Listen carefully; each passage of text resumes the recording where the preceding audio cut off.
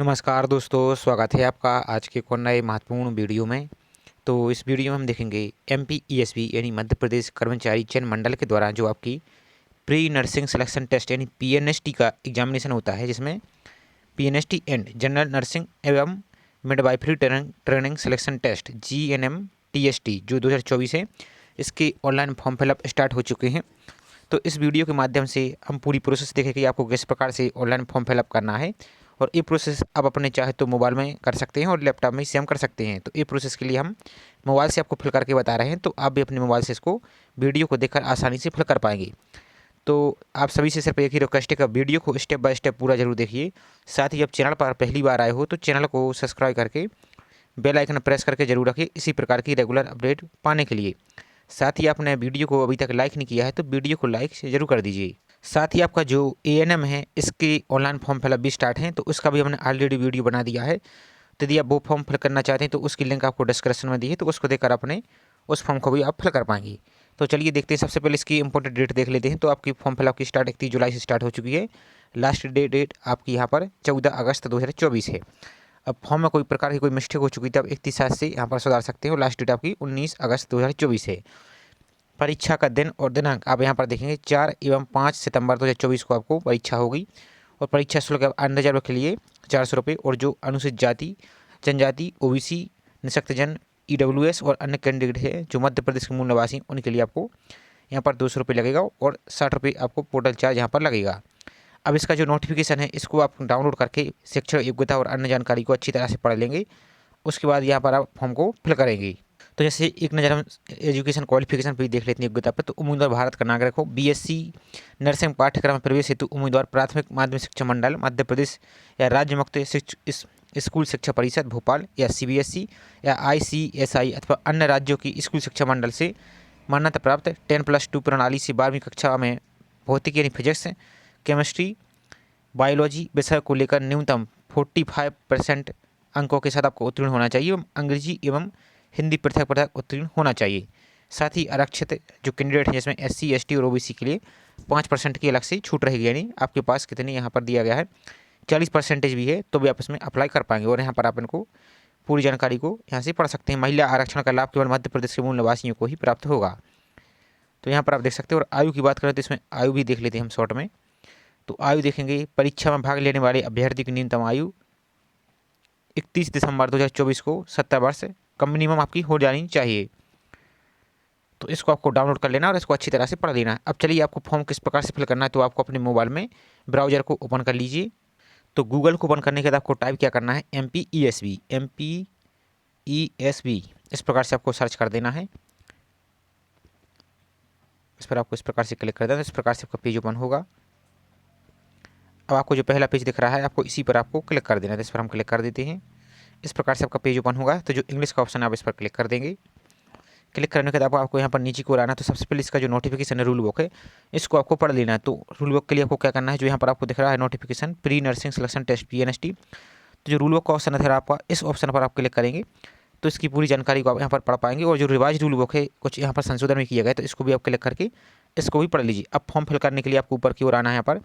तो जो apply online का ऑप्शन दिख रहा है इसका, इस पर आपको क्लिक कर देना है इस प्रकार से। तो आप एमपी ऑनलाइन की वेबसाइट पर पहुंच जाएंगे। तो जैसे आप इस पर क्लिक करेंगे तो अब आप इस प्रकार के पेज पर ऊपर यहाँ पर पहुंच जाएंगे। तो यहाँ पर आपको यहाँ पर देखेंगे प्री नर्सिंग टेस्ट पीएनएसटी, इसको देखेंगे तो यहाँ पर आपकी डेट दी है। अब सब अप्लाई करने के लिए आपको क्या करना है, और यहाँ पर आप देखेंगे तो एएनएम का भी चल रहा है, तो अभी आपने अप्लाई नहीं किया तो इसको भी अप्लाई कर पाएंगे। इसको किस प्रकार से अप्लाई करना है, तो लिंक आपको डिस्क्रिप्शन में दी है, उसको देखकर आप अप्लाई कर लीजिए। तो इसको अप्लाई करने के लिए आपको क्या करना होगा, जो पीएनएसटी को जो ग्रीन कलर बार आपको राइट टेक का ऑप्शन दिख रहा है, आपको इस पर आपको क्लिक कर देना है। और पीडीएफ डाउनलोड करने के लिए आपको बता दिया है, और यहाँ से भी करना चाहते हैं तो पीडीएफ पर क्लिक करेंगे तो नोटिफिकेशन को डाउनलोड कर पाएंगे। तो चलिए पहले हम अप्लाई करते हैं, इस ग्रीन वाले पर टिक कर देते हैं इस प्रकार से। थोड़ी सी साइड स्लो हो सकती है, लेकिन आपको थोड़ा सा वेट कर लेना है, और इस प्रकार से आपका पेज ओपन हो जाएगा। अब आपको क्या करना है, इसको पूरी जानकारी को पढ़ लेना। जो टिक का ऑप्शन दिख रहा है आपको, चेक बॉक्स, इस पर आपको क्लिक करना है। इसके बाद आपको आगे बढ़ाए पर आपको क्लिक कर देना है। इस प्रकार से आपका पेज ओपन होगा, थोड़ा सा आपको वेट कर लेना है। अब इसके बाद आपका इस प्रकार से एक नया पेज ओपन होगा। तो यहाँ पर आपको क्या करना है, यदि आपने इसके पहले कभी फॉर्म फिल नहीं किया है तो इसका जो व्यापम का एक प्रोफाइल होता है, जो ईएसपी का एक प्रोफाइल पंजीयन करना होता है।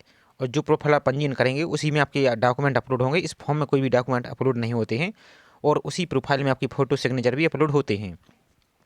तो प्रोफाइल को पंजीयन किस प्रकार से करना है और प्रोफाइल पंजीयन नंबर आपको कहाँ मिलेगा, तो उसका हमने ऑलरेडी वीडियो बना दिया है। आप घर बैठे आसानी से फ्री में अपने मोबाइल से बना सकते हैं। तो उस वीडियो की लिंक आपको डिस्क्रिप्शन में दी है, तो उसको आप देख लीजिए। फिर उसके बाद आप यहाँ से अपना प्रोफाइल पंजीयन फिल करेंगे और यहाँ पर आप अपनी डेट ऑफ बर्थ को फिल करेंगे। इस प्रकार से आप डेट ऑफ बर्थ पर क्लिक करेंगे और जो डेट है आपकी और जो मंथ और जो ईयर है इसको आपको सिलेक्ट कर लेंगे। और उसके बाद आपको यहाँ पर जो कैप्चा दिख रहा है इस प्रकार से आपको कैप्चा दिखेगा, तो इस कैप्चा को सॉल्व करके यहाँ पर फिल करना है और नीचे को चले आना है। तो सत्यापित कर आगे बढ़ाएं, इस पर आपको क्लिक कर देना है। अब इसके बाद आपका इस प्रकार से एक नेक्स्ट पेज ओपन होगा। तो यहाँ पर आपको अपनी पूरी जानकारी को पढ़ लेना है और यहाँ पर आप नीचे को स्क्रॉल करते जाइए। तो यहाँ पर आपको अपनी फ़ोटो सिग्नेचर दिख रहा होगा। अब यहाँ पर आपको प्रोफाइल का नाम यहाँ पर आपको शो हो रहा होगा। यदि आप चाहें तो फिर से आपको यहाँ पर दोबारा से कैपिटल में एंटर कर सकते हैं।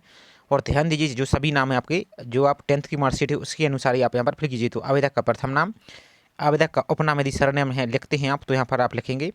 उसके बाद अपना पिता का या पति का नाम यहाँ पर लिखेंगे और 10th की मार्कशीट के अनुसार आपको यहाँ पर फिल करना है। इसके बाद आपको यहाँ पर डेट ऑफ बर्थ आपको यहाँ पर फिल करना है। इस पर आप सिलेक्ट करेंगे तो जो कैलेंडर आपको दिख रहा है इस कैलेंडर पर आप सिलेक्ट करके इस प्रकार से आप सिलेक्ट डेट, मंथ और ईयर को आप सिलेक्ट करके सिलेक्ट कर पाएंगे। अब यहाँ पर सबसे इंपॉर्टेंट जानकारी ये देख लीजिए कि नोट, यदि आपके आधार कार्ड में नाम गलत हो तो उसे हटाकर कक्षा 10वीं की मार्कशीट के अनुसार नाम लिखें। साथ ही इस बात का विशेष ध्यान रखें कि जिस नाम का आप उल्लेख आवेदन में कर रहे हैं उसका कोई आईडी प्रूफ नियम के अनुसार परीक्षा केंद्र पर ले जाना अनिवार्य है, अन्यथा आपको परीक्षा से वंचित किया जा सकता है। तो यदि आपके आधार कार्ड में कोई नाम स्पेलिंग मिस्टेक है और जो 10th की मार्कशीट है उसके अनुसार आप यहाँ पर फिल करेंगे और आधार कार्ड को आप सुधरवा लीजिए। यदि नाम में कोई मिस्टेक हो चुकी है तो जो 10th की मार्कशीट है उसको आप ले जाइए, उसी के अनुसार अपने आधार कार्ड को अपडेट करवा लीजिए, नहीं तो आपको एग्जाम में बैठने नहीं मिलेगा। तो इतना आपको फिल कर लेना है। उसके बाद आपको यहाँ पर अब नीचे की ओर चले आना है।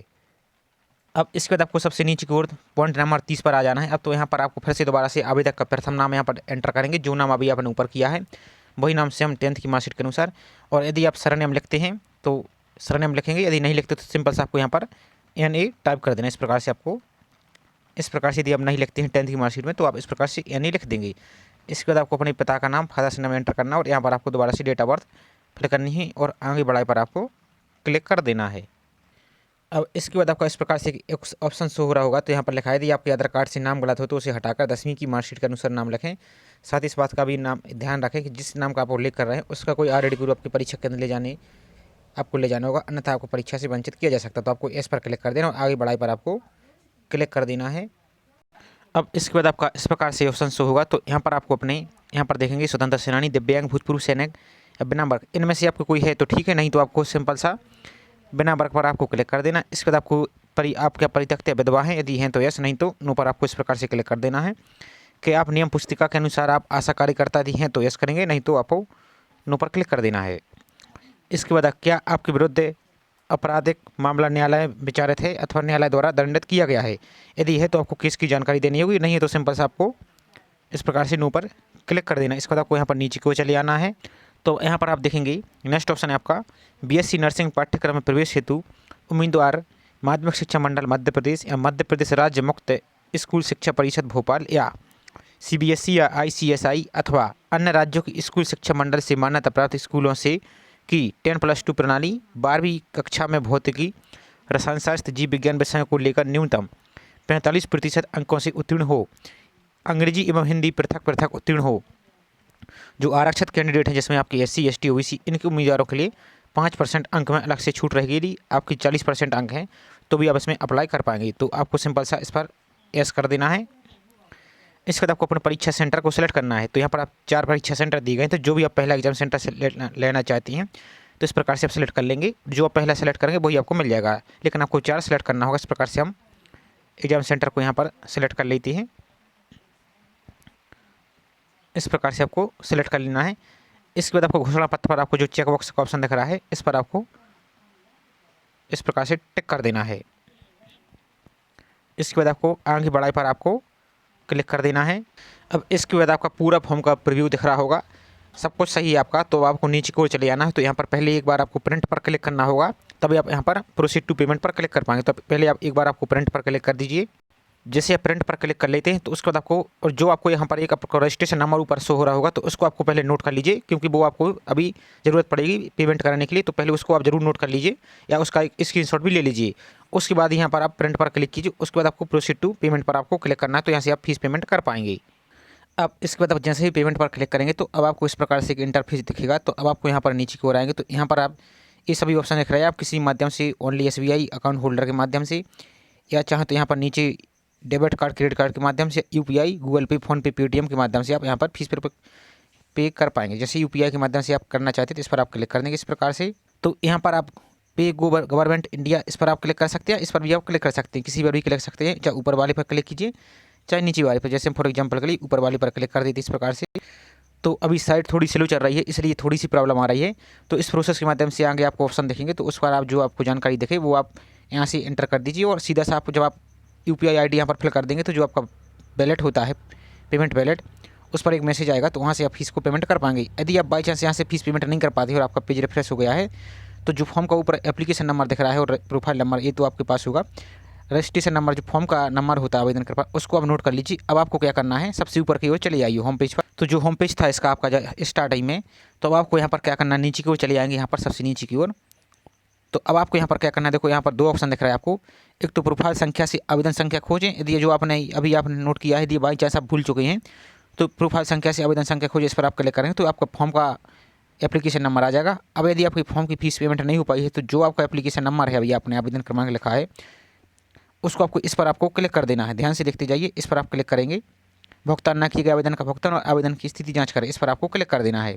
तो साइड में थोड़ी सी अभी समस्या चल रही है, स्लो चल रही है, लेकिन प्रोसेस आपका सेम रहेगा, इसी प्रकार से आपको करते जाना है। तो यहाँ पर आपको जो ऑनलाइन आवेदन क्रमांक है फॉर्म का, वो आप यहाँ पर फिल करेंगे। यहाँ पर डेट ऑफ बर्थ फिल करेंगे, जो और अभी आपने प्रोफाइल बनाई है, प्रोफाइल पंजीयन किया है, उसका एक आपको मोबाइल पर एक पासवर्ड आया होगा, तो वही पासवर्ड आपको यहाँ पर फिल कर देना है।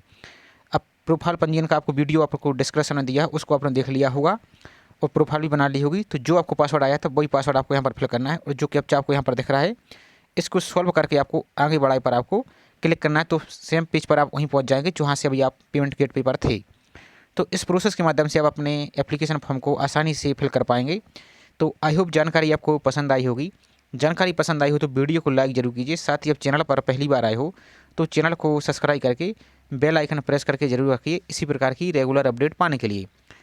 तो चलिए मिलते हैं इसी प्रकार से एक और नई जानकारी के साथ। जय हिंद।